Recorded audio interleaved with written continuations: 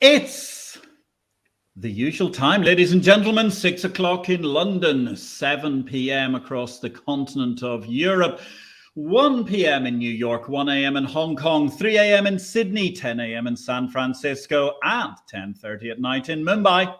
Greetings, good morning, good afternoon, and good evening, depending on where you are in the world today. My name is Patrick L. Young, the IPO-VID live stream. Series 18, episode 2 in the aggregate, that's episode 104, starts here. Let's open with a few mentions of what's been happening in the week in financial markets and exchanges. Exciting news in private markets as NPM, that's the Nasdaq private market, is seeking to reduce settlement times for transactions from the prevailing T plus forever norms of private equity and venture capital. That's something like 90 to 120 days if you're lucky, all the way down to 10 days. Meanwhile, at Euronext, they're not so much worried about settlement times, they're worried about listings walking out the door, particularly in the US from Ireland. The Irish version of The Times, that's not the Irish Times, but the Times Irish edition, they've said that there could be a cost to Ireland of 250 million euros in lost taxes due to the company's listings being moved from Ireland to the USA. Those are, of course, worries in Dublin about the status of the Irish Stock Exchange as listings are heading to the US thanks to the recent Biden infrastructure bill. At least the good news is that Kingspan is staying listed on Euronext Dublin, although it's going to be leaving the London Stock Exchange. Deutsche Börse, meanwhile, they made a 3.9 billion euro bid for SimCorp. That's the bid of the week. Deutsche Börse creating a somewhat asynchronous subscription service. DB1 now establishing a separate conflict of interest silo based around their controversial purchase of a year or two ago of the ISS. So that's a $4.3 billion bid for SimCorp. No bids in Thailand, but nonetheless exciting technology news. The Stock Exchange of Thailand and the Thai Futures Exchange, TFEX, are implementing their new Nasdaq securities trading and derivatives trading system coming on the 8th of May, just 6 more sleeps to go. And finally, for our intros today, a date for your diary, ladies and gentlemen. The AFM, the Association of Futures Markets, they're going to be returning to Budapest. And the AFM annual conference is back in Budapest 25 years on from its original foundation as an association in the capital of Hungary. And they're going to be celebrating the derivatives industry and the futures market. See you June 6th, June 7th. And I'm looking forward to giving a keynote presentation at that event. AFM, 25 years on, emerging markets, 25 years forward. Join us for that Silver Jubilee in Budapest. Now, someone for whom the number 25 has just been surpassed by the number of his books, because he's just reached, I do believe, 26 books in publication, is historian and sociologist Dr. Rainer Zitelmann. He's going to be our guest today. He's a serial best-selling author, and his books, including the latest, In Defence of Capitalism, to which we've appended the moniker and title for today's show, have been translated into no fewer than 30 languages around the world. Rainer's opinion pieces have been appearing worldwide in the likes of Forbes, Newsweek, the Daily Telegraph, the Times, Le Monde, Corriere della Sera, Frankfurter Allgemeine Zeitung, and the Neue Zürcher Zeitung, as well as publications across South America and Asia. Rainer runs a unique index on the image of rich people, having spent a great deal of time analyzing the personality traits of the rich. So, good evening, good afternoon. Rainer, where in the world are you today?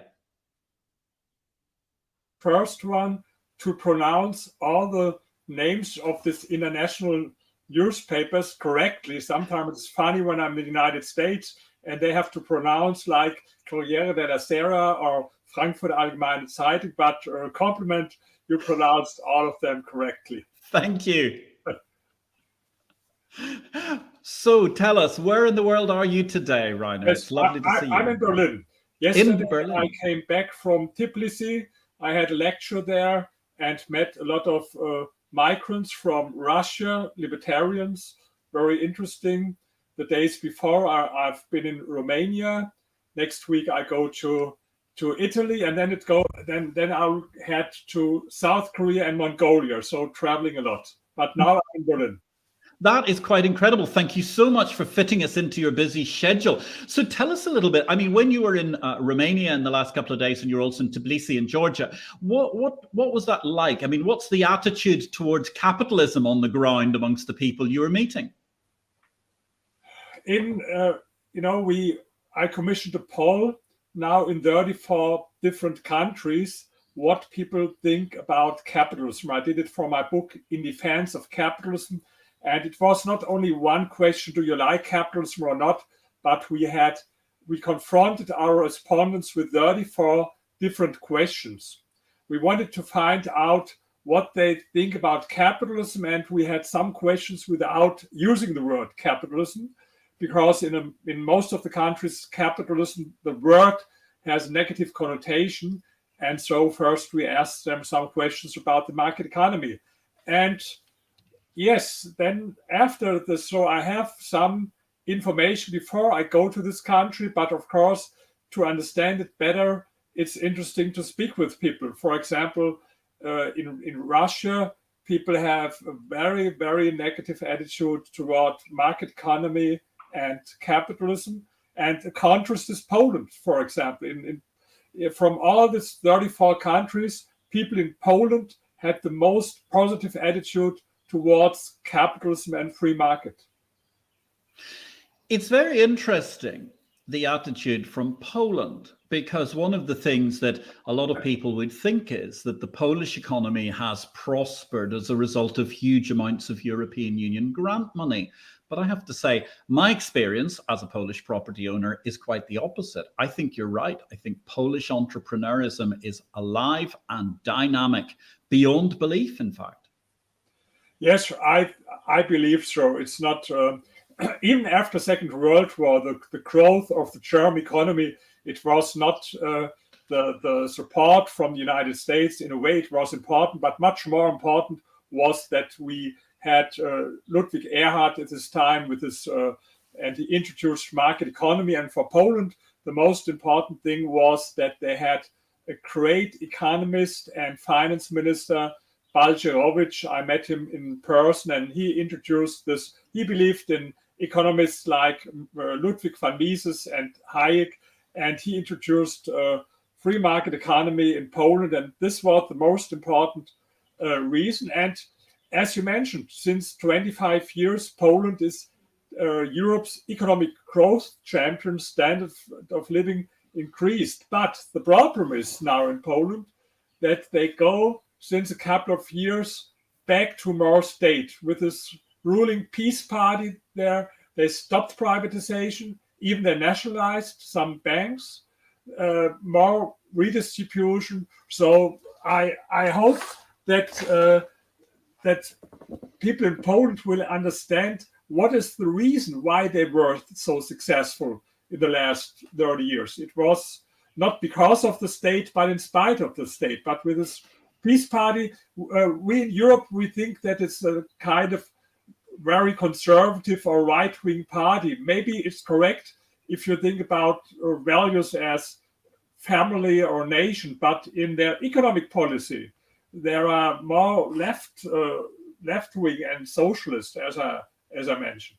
Yeah, you're quite right. I mean, the PIS, very socially conservative, but essentially a mainstream socialist party, a very interventionist party. It's great to hear you mentioning Leszek Balcerowicz, someone I've been trying to get onto this show. He's actually from originally the same city in Poland as my wife, where we have some property. An incredible man.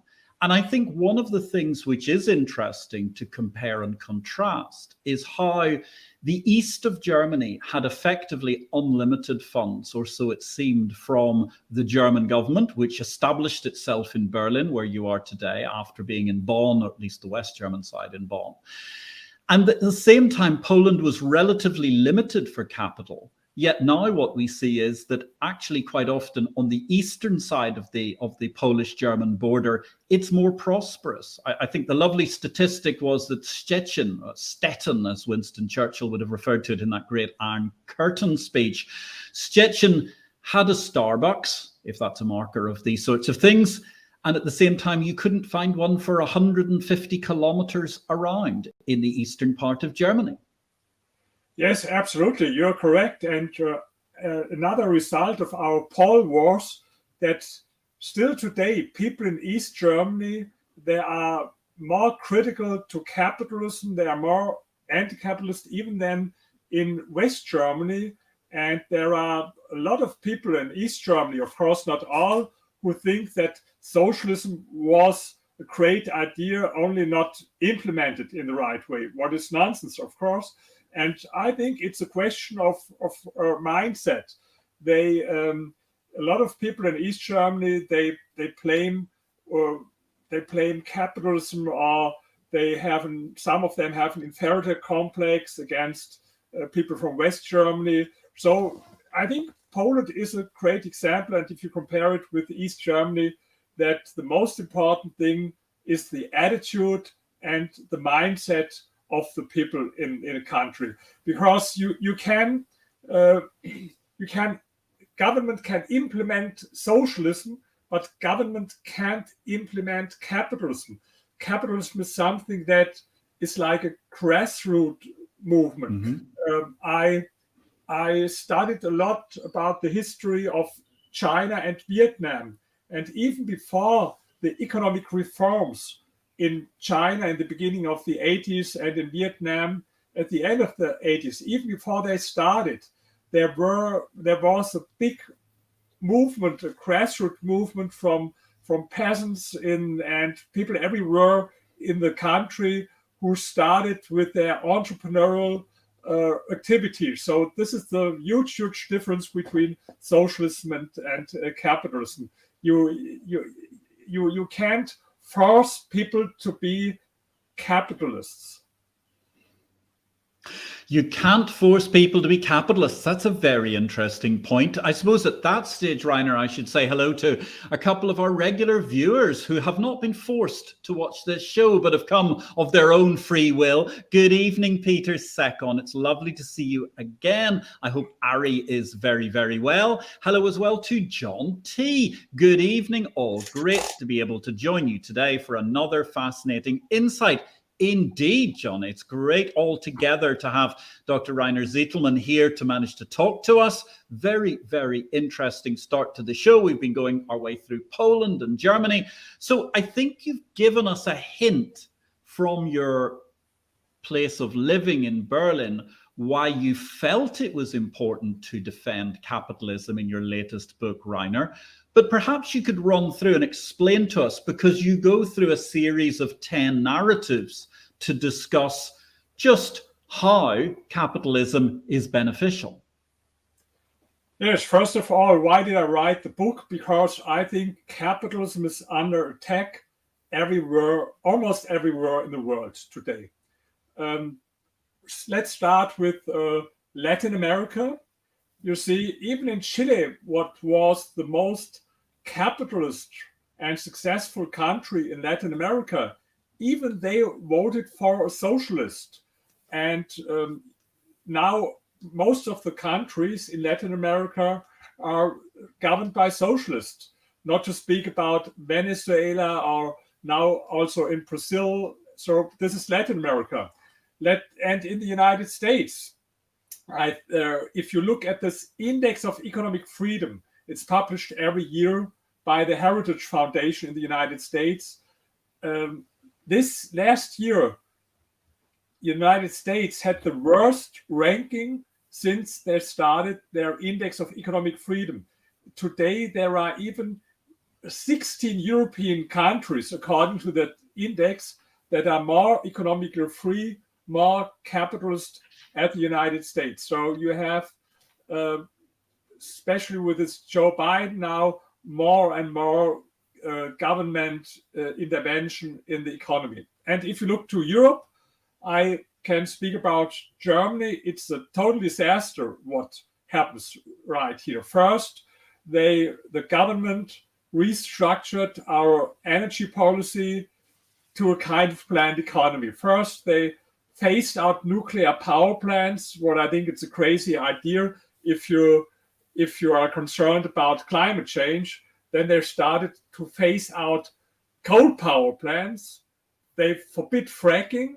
Now they import LNG fracking gas from the United States, and they import dirty electricity from other countries based by coal power plants. And we have the highest electricity prices in Germany all over the world.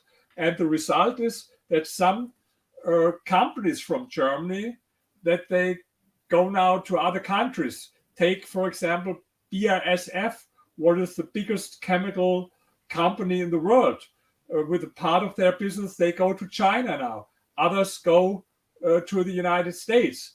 And this is not only happening in Germany, it's happening all over Europe.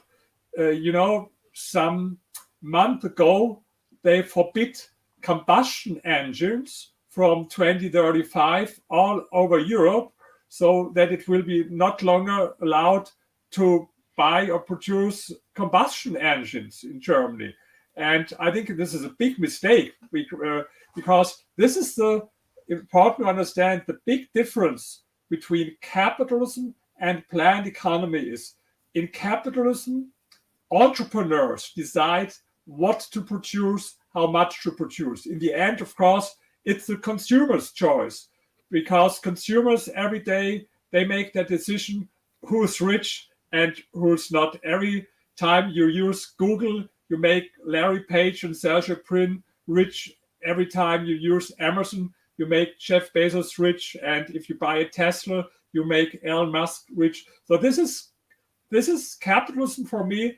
It's pure democracy in the economy because consumers decide. In a planned economy, politicians and government officials decide what is produced. And this is exactly what happens now in the United States and what happens now in Europe. And if you look in Asia, the last thing too, it's a very important development. China had an amazing economic development. Of course, everyone knows this over the last decades. Amazing. In the end of the 50s, 45 million people in China died as a result of the biggest socialist experiment in history. This was Mao Zedong's so-called Great Leap Forward. And even 1981, 88% of people in China lived in extreme poverty. 88%. Today, it's less than 1%. Why did this happen? Because Deng Xiaoping, in the beginning of the 80s, he introduced private property and implemented more pro-market reforms. But the problem now in China is that since a couple of years, they go back in the wrong direction, less market, more state. So you can see it everywhere in the world. And this is exactly the reason why first I wrote this book and published this book in defense of capitalism, because there are not many people who defend capitalism, especially not with the intellectuals. Most of the intellectuals, they are anti-capitalist. And so this is the reason why I wrote this book. I think it's a fascinating book. It's a total must read, and it is a wonderful source of ammunition for those of us who believe in free markets. We're here talking about In Defense of Free Markets, In Defense of Capitalism, with Dr. Rainer Zitelmann from Berlin this evening. In Defense of Capitalism, debunking the myths. There are 10 chapters in this book that deal with different issues that are common tropes about which people use in order to decry the abilities of the free market to deliver prosperity. It is absolutely gripping. And it's the 26th such book that Rainer has written. So Rainer, do please tell us, let's go back a step, because you used to be a university lecturer, you were involved in journalism, you became an entrepreneur. What drove you to write books? Maybe it's in my family. My father is also an author. And I like to write. I like it to write books. And maybe, my father, his first profession, he's a priest. And maybe I'm a little bit something similar. A priest my books are about two topics. The first topic is personal success, financial freedom, how to reach bigger goals. I have a very successful book, Dare to be Different and Grow Rich, The Secrets of Self-Made People, or another book about the wealth elite psychology of the super rich. And I like to help other people because I became rich as an entrepreneur, and I think much more people could be successful in life. And for me, it's really great when I meet people who speak to me, for example, on the street, and I get emails. I read your book, and this changed my life. I became so successful. You can't earn much money with writing books, but this is the real what you get as an author. This feedback by the readers. And the other thing is my mission for capitalism, and the reason is very simple, because I think capitalism is the best system against poverty. In the last weeks, I read again this 2 volumes from written by Adam Smith, because in June it's his 300th birthday, and I will write a lot of articles for international media all over the world about Adam Smith. And so I took again his 2 books written by Adam Smith, and I read also, I think now 15 other books about his life, biographies. And the result is Adam Smith believed that the best against poverty is free market and not government, not the government. The interesting thing is what a lot of people don't know. You will not find much positive things in his books about wealthy people, about entrepreneurs. On the contrary, you find a lot of very critical, negative remarks about entrepreneurs.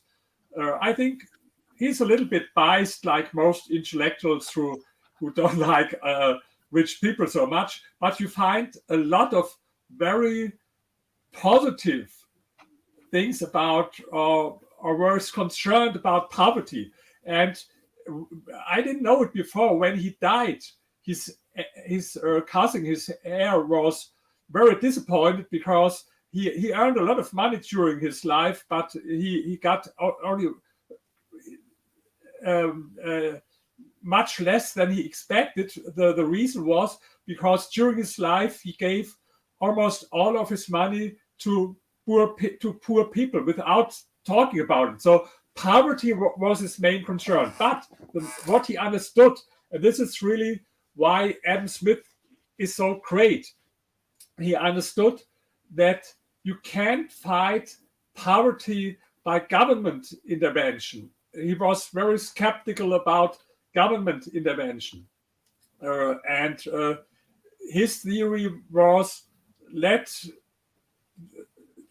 free markets will be the best way to improve living conditions of what he called the working poor. And he was absolutely right. And this is the topic of the first chapter in my book, because anti-capitalists, they tell us capitalism is to blame for hunger and poverty.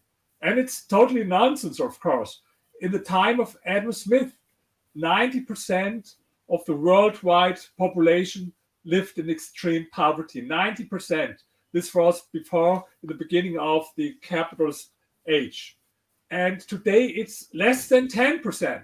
Less than 10%. And half of the reduction happened over the last decades. So I think Adam Smith was right that market economy is the best way to fight against poverty. And it's interesting, as you say, when I was born a few years after you, but essentially nothing happened in the years between your birth and my birth. There were lots of poor people. There were all of those terrible poverties and crises, Biafra, endlessly. My whole childhood was constantly, someone was starving to death in Africa, and every 2 or 3 years we would hear about poverty in Asia, and all sorts of terrible things happen. And you look at what has happened in the last 25, 30 years, really since Thatcher and Reagan, And it's incredible, the collapse of genuine global poverty. I mean, you think about how many years it took to get people to $1 a day. And at that point in time, people thought it was impossible. And yet the number of people these days, we really do not hear in the same way as we did in the 1970s. That's not to say there are not problems, but it's not the same with mass billions of people starving to death. And equally, the ability of people to live longer and longer, because what held back Africa was the number of poor devils who were dying at birth. So it's very, very interesting. But let me just change the emphasis a moment, because I think you make a great case in defense of capitalism. But John T. has asked a very interesting question. Do you think, Rainer, that the apparent and potentially more visible possible corruption in capitalist countries between governments and business is turning people away from capitalism? Yes, of course, corruption is a big problem. It was, by the way, even much bigger in socialist countries where corruption was everywhere. But of course, it's also a problem in capitalist countries. And the interesting thing is now, the more regulations you have, the more reason is there for corruption. So if you want to get rid of corruption, it's very easy.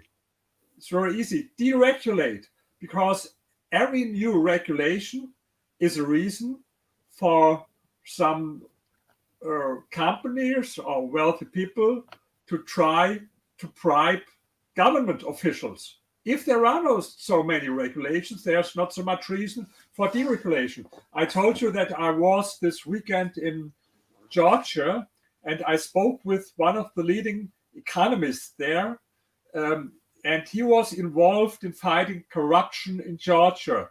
And what he told me was very interesting. Georgia was one of the most corrupt countries in Eastern Europe. And then they had a government who got rid of a lot of regulations. And the more they deregulated, the better became the rating from this Transparency International. Maybe you know they have an index of corruption perception all over the world.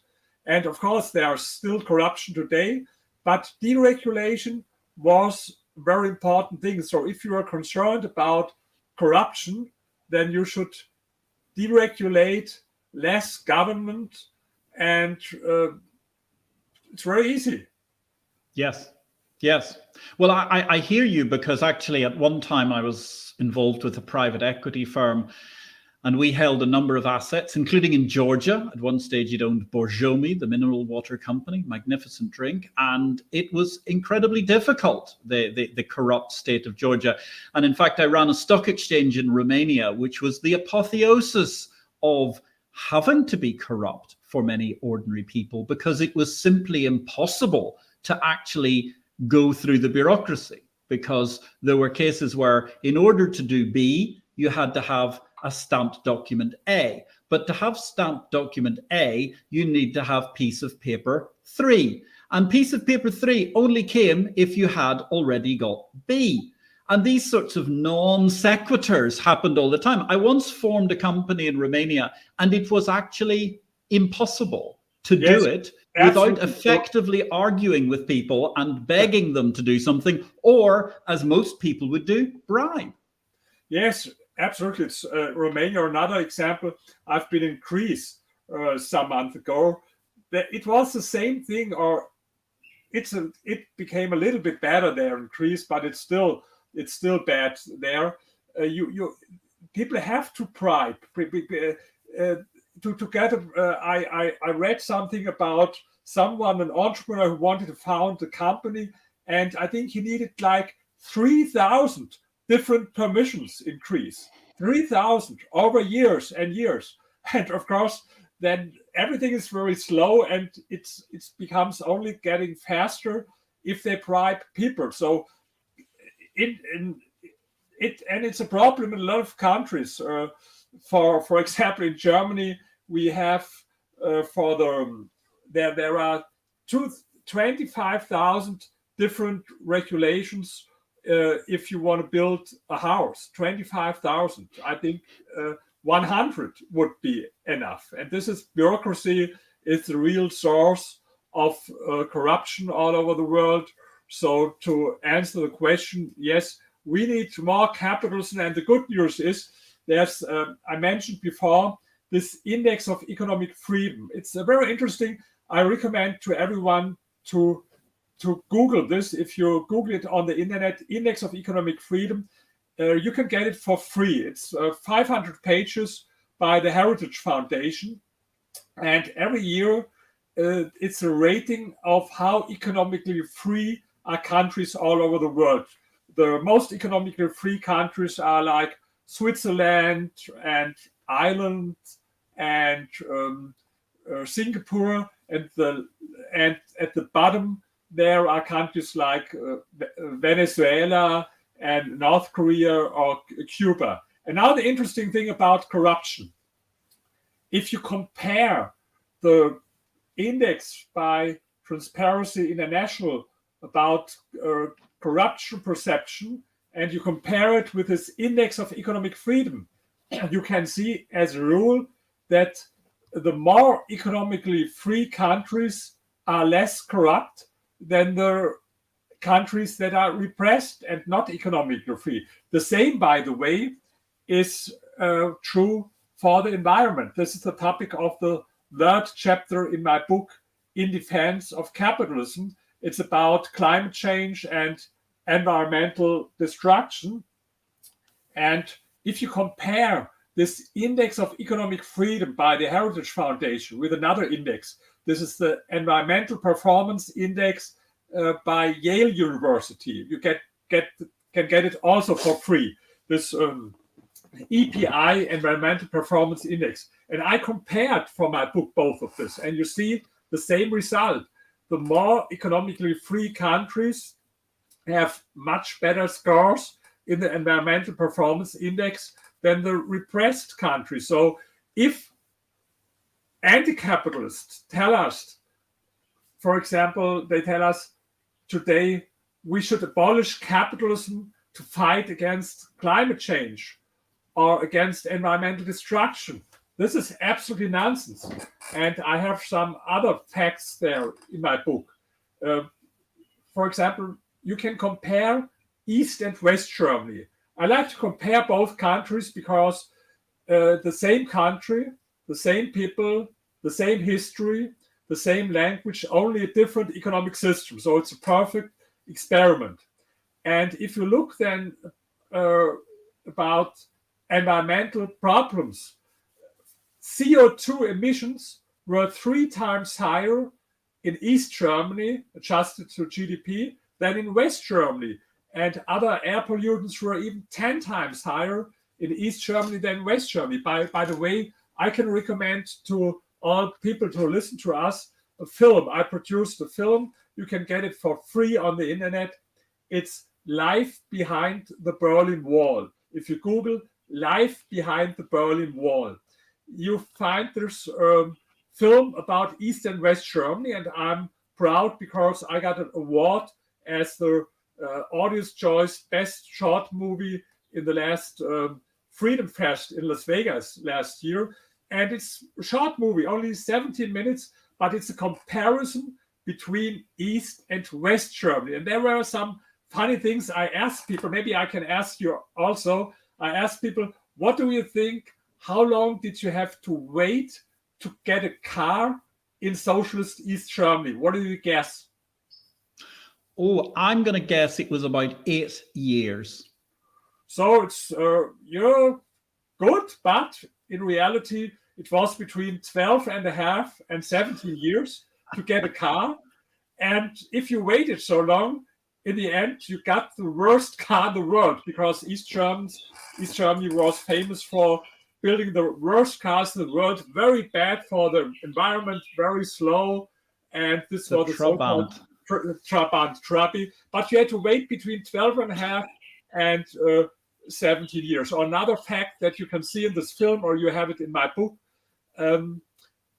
in East Germany, even 1989, 26% of all people had to share their toilet with other people. So if you lived in a multi-family house, 26% didn't have their own toilet, but you had to go outside and share it with other people. At the same time, in West Germany, almost 100% had their own toilet or telephone. I don't speak about cell phone, I speak about landline. In 1989, only 16% of people in East Germany had their own telephone. 16. In Germany, it was West Germany 99%. So you find a lot of these facts. And by the way, this is what my book is about. It's without any theory. I'm not such a good theorist. It's about facts. And the first review that was published about my book in Germany, he wrote, Zitelmann is a fanatic of facts. And this is true. And I didn't write the book to convince anti-capitalists. I had another interview some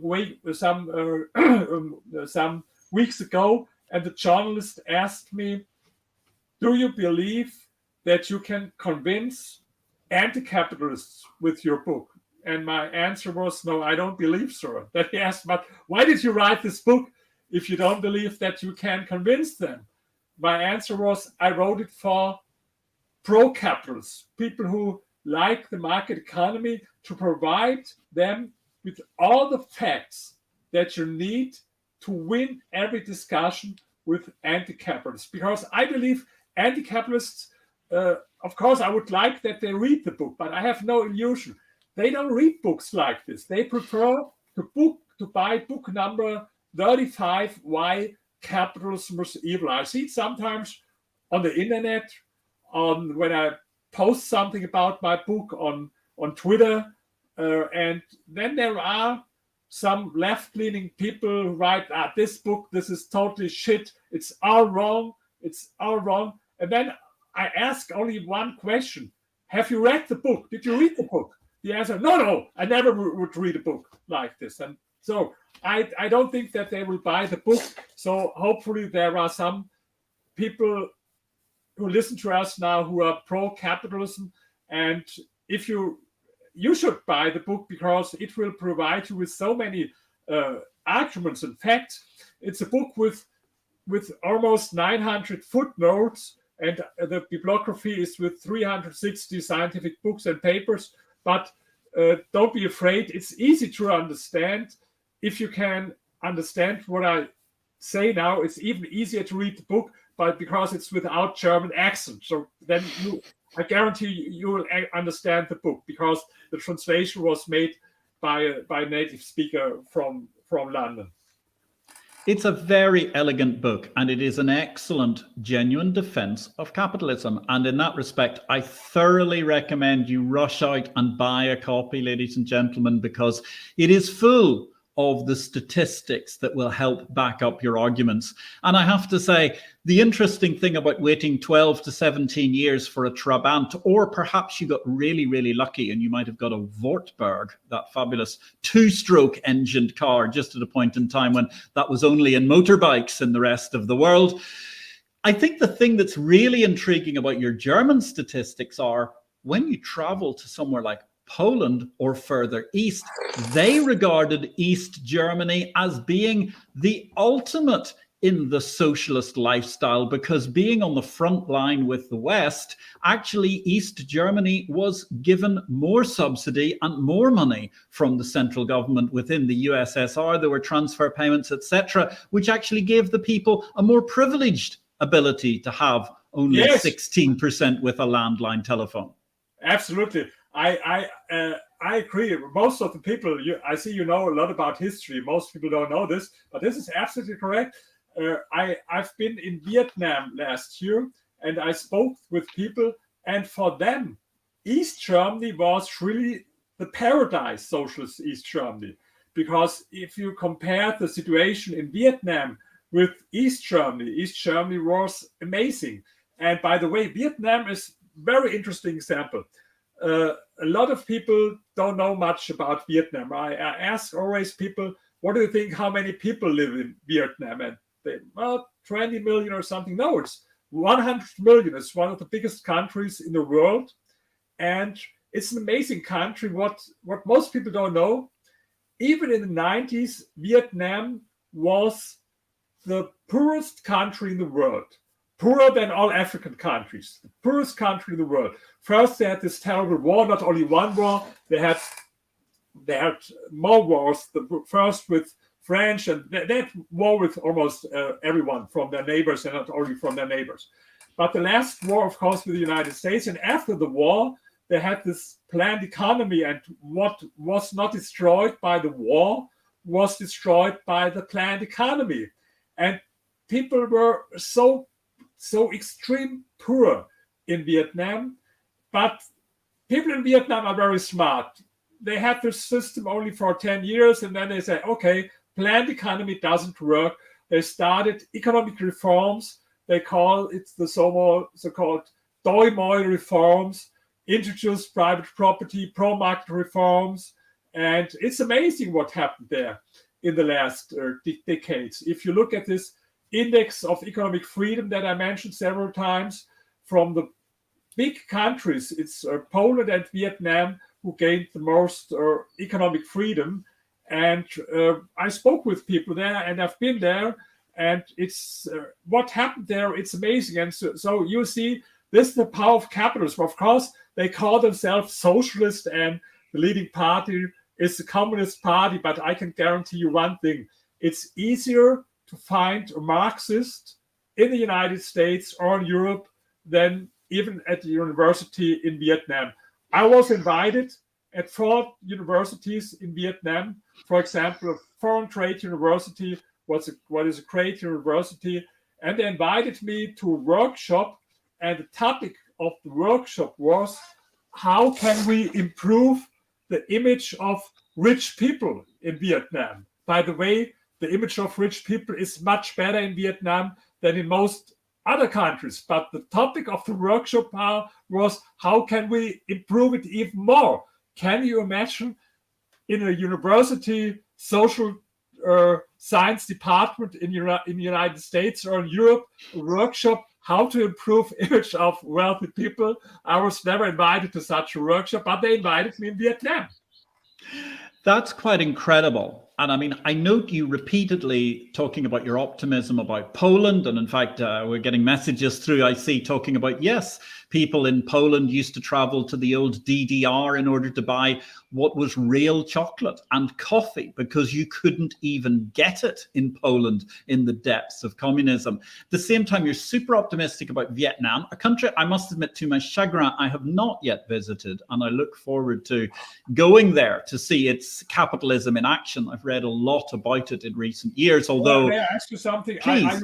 Are you married? I am married to a wonderful Polish lady, so that's why we're talking about the wonders of Poland and how I come to have invested in Poland with my wife, and we're super excited about the dynamism of the Polish economy. But I think the Vietnamese economy is incredible, and we also worry about. Sorry, yes, go ahead. Poland and Vietnam, they have the most beautiful women there. You will see it if you go to Vietnam. Poland and Vietnam. Well, if you compare with the United States, you can't compare with the United States. Mrs. Young may just be about to veto that trip to Vietnam as a result, but darling, you shouldn't feel jealous or be worried, because you are the chosen one. So there's no doubt whatsoever that Poland certainly has many of the most beautiful women in the world. I married one myself, beautiful in every possible respect. You mention, we're talking here in Defence of Capitalism with Dr. Rainer Zitelmann, and it's a fabulous discussion, Rainer. We could go in so many ways for so many different directions, but you just talked about this workshop on the image of the rich. You've written several books about the rich, how they get there, how they keep their wealth, perceptions of the rich.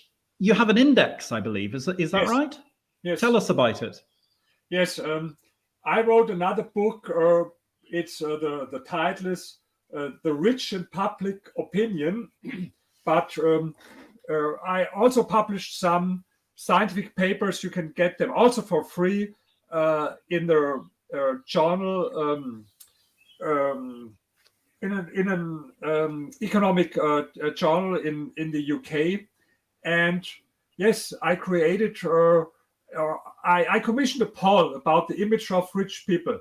And we did it now in 13 different countries to find out more about the attitude towards the rich, and especially about envy. I created something that I call the social envy coefficient. It's this, we asked dozens of different questions to our respondents, and some questions were indicators for envy, whether someone is envious or not.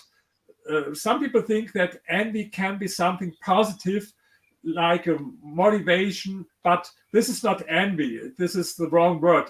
If you admire people and you see them as a role model, but envious people, they don't want to improve their own situation. They don't want to reduce the gap between themselves and the rich by improving their own situation, but they want to reduce the gap by tearing rich people down. For example, we had some questions like, I would favor drastically high taxes for millionaires, even if I have no personal advantage, or I would be in favor of reducing CEO compensations or manager salaries and spread it more evenly among the employees, even if everyone has only $2 more. Or another question was, or statement was, if I hear about a wealthy person, millionaire who lose a lot of money due to risky business, I think this serves him right, like Schadenfreude. So we had a lot of questions like this, and then we calculated the social envy coefficient. It's the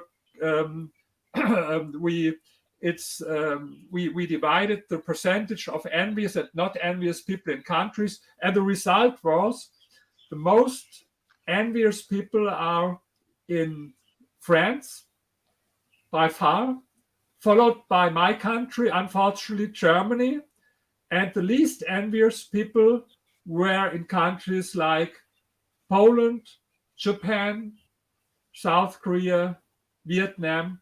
These are the countries where you have a very positive attitude toward rich people and not so much social envy. And by the way, this book, The Rich in Public Opinion, it's not only about the survey, but it's some theory. Why are people envious, and what's the attitude toward the rich? Yes, there's the book. And I'm proud because this is the first and only book about stereotypes and prejudice against rich people. Of course, rich people are a minority, as other minorities. And you have a lot of books about prejudice against Black people, against disabled people, against Jewish people, against women, against gay people. So thousands of books. But there was no book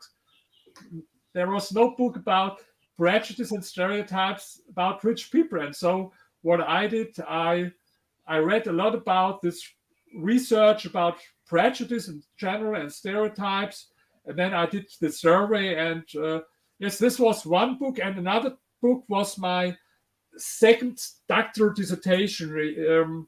I have this 2 PhDs, and the first one was in history, and the second one was in sociology.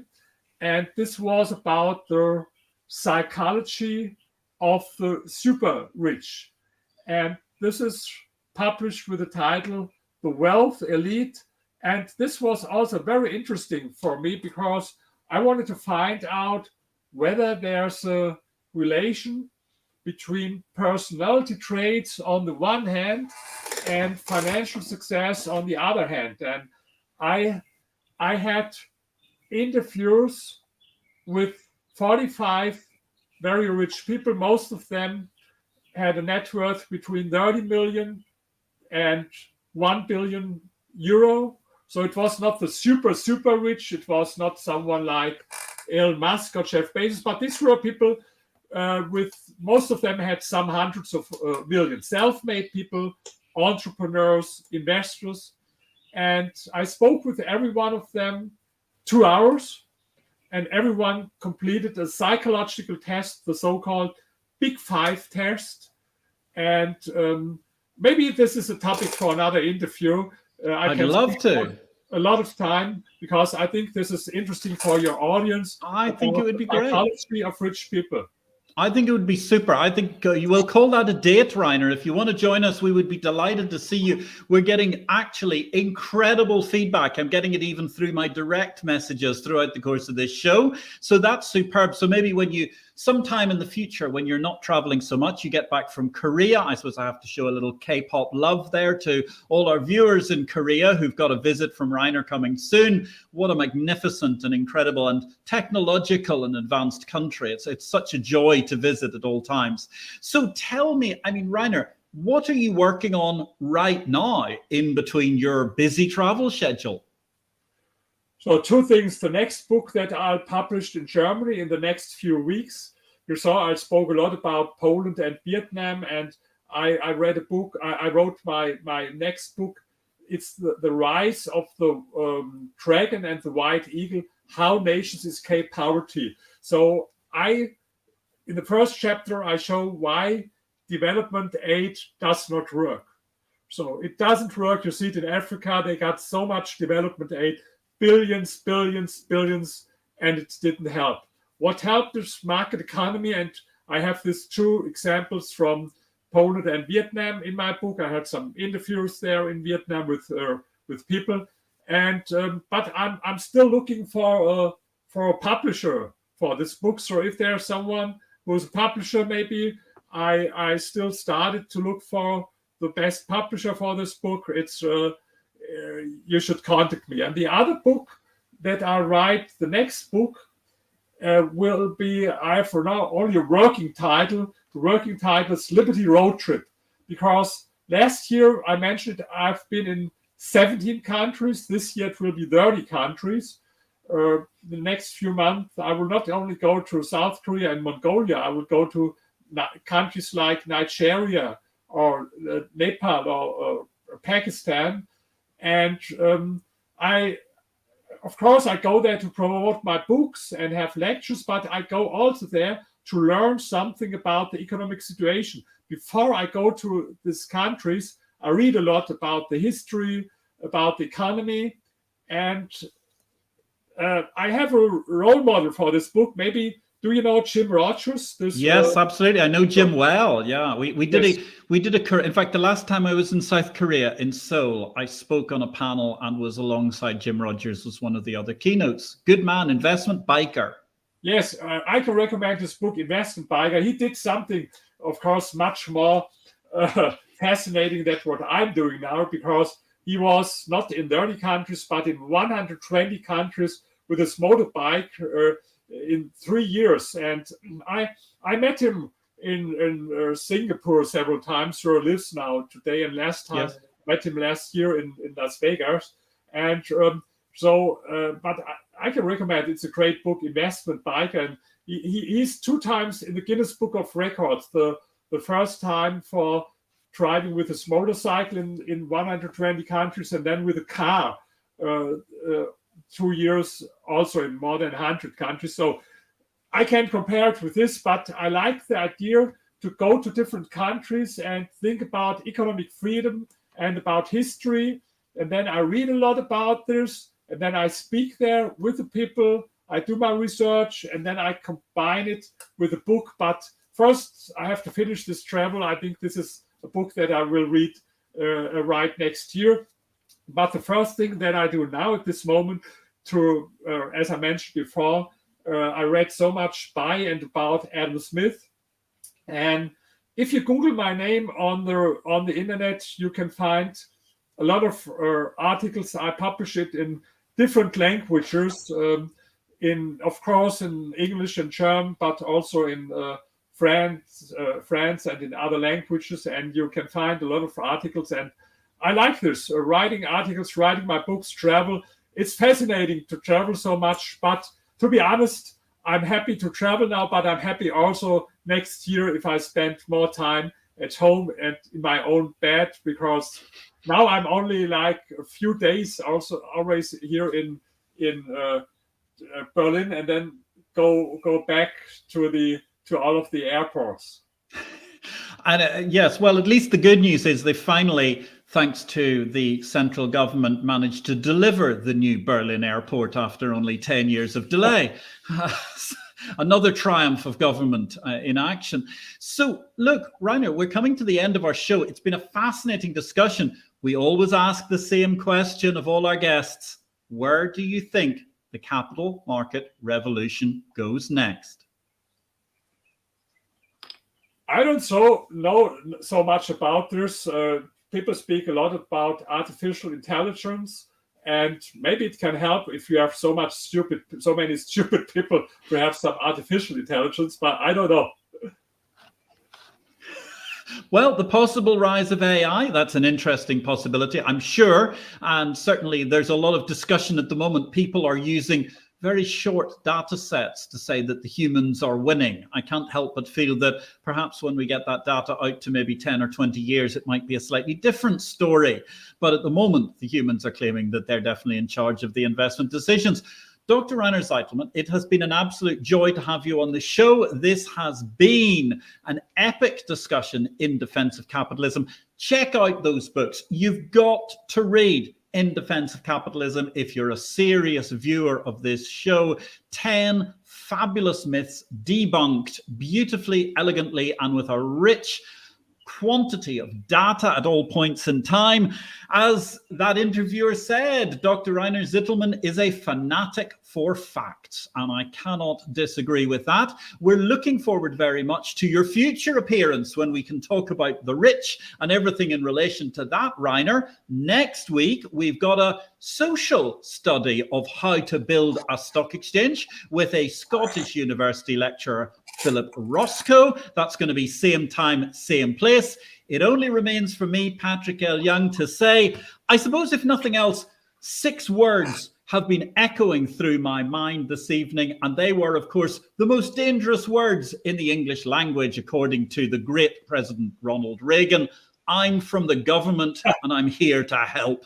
On that note, ladies and gentlemen, we stand here in Defence of Capitalism. Thank you, John T. Thank you, Peter Secon. Thank you to our production team, to Racy, Janella, and Jamil, as well as Beata. What a marvellous show altogether. We're looking forward to next week, and we're looking forward to a return visit from Rainer Zitelmann. In the meantime, get that book, In Defence of Capitalism, and prepare for 25 other books that you're going to be reading soon. My name is Patrick L. Young. I wish you all a great week in blockchain, life, and marketing.